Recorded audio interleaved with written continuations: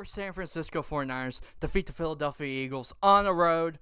Most dominating win since the Cowboys. So you got to ask this question now. After them being Dallas and being Philadelphia, are the 49ers the best team in the NFC? And there's a lot that goes into both of those dominating wins. That there's familiar things to both of them. But it's a very interesting talk about what happened yesterday. So let's get into it. But first, let's roll that intro.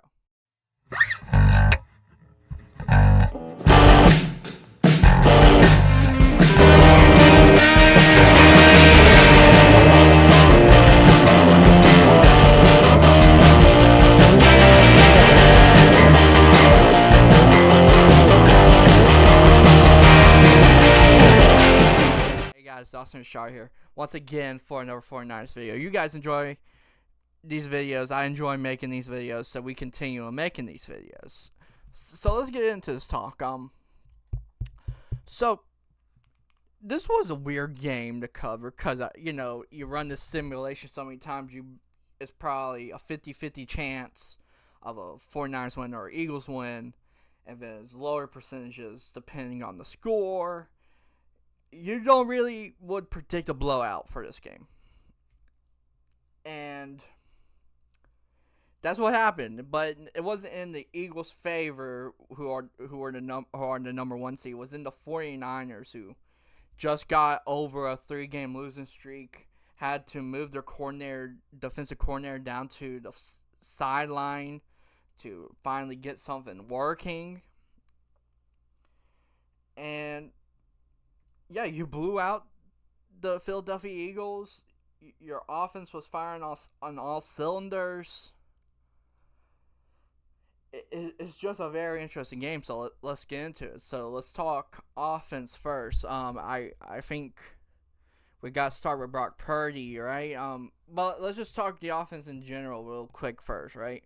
The first 2 drives, which were mostly the scripted plays of the game, did not go well for the 49ers. They did not go well. Brock Purdy, the run game, pass catchers, nothing looked good. But the importance of those 2 first drives is that you set things up for later drives, and then you score every drive after that. So, very interesting stuff there, and let's get into it. Brock Purdy. He is MVP candidate. I do not care what your opinion is about it. It's the system doing this. It's the weapons doing this. It's Kyle Shanahan. I don't care. He's an MVP candidate. The only 2 people that can probably take away from him is Tyreek Hill and Dak Prescott, probably. So it's a very interesting to talk about from Brock Purdy, because do you really expected this from him, right? You thought he was coming down to earth in those 3-game losing streak, but then you just figured out it was just, hey, if you don't have your best tackle out there and your best weapon out there, there's going to be problems. And let's talk about that weapon, Deebo Samuel, right?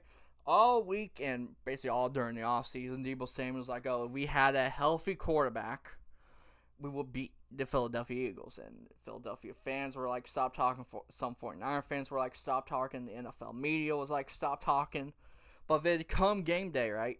3 touchdowns from Deebo Samuel. It's the best, talk your stuff, and then go out and make it happen. It was a great watch. I think it went rushing touchdown, receiving touchdown. Very much great stuff there. And then, Ayuk caught one. CMC, he had one. Very much, offense was firing on all cylinders. And as I said before, right, your scripted plays that overall went horrible for you set up all these scoring opportunities for the San Francisco 49ers. So I think what I'm getting at is, if the offense looks bad, it could just be from defense actually being good, but it could just be, hey, we're setting up stuff for later for scores, and just a very interesting conversation here. So let's get into the defense here, right? Here's the thing about it. They were bad on third down. I will give them that. And mostly in coverage situations, A.J. Brown and Devontae Smith tried their hardest to keep the Philadelphia Eagles moving down the field. But in the end, the run game cost the Eagles.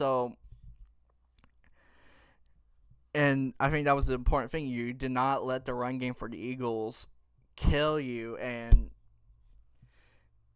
that, also has to deal with Jalen Hurts as well, right? So, because here's the thing about it, there was pressures generated this game, right?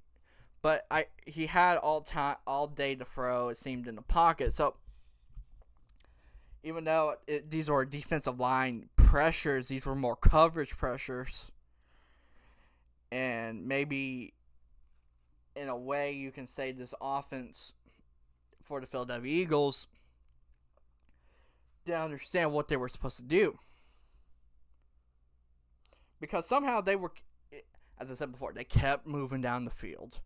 But somehow, in certain situations, they just couldn't score. And as I said this in the preview here, sorry if I'm rambling. This channel is a bunch of rambling here. But the biggest thing was to keep them in long yardage situations so you do not have to worry about they're going to play 4 downs on you every single time to get a new set of downs. So, very interesting defensive performance. Shout out Charvarius Ward. I think that's the big thing. He had the most difficult job this game, and sure, he got, kicked in a bit, but he stood his ground all game. Great stuff there.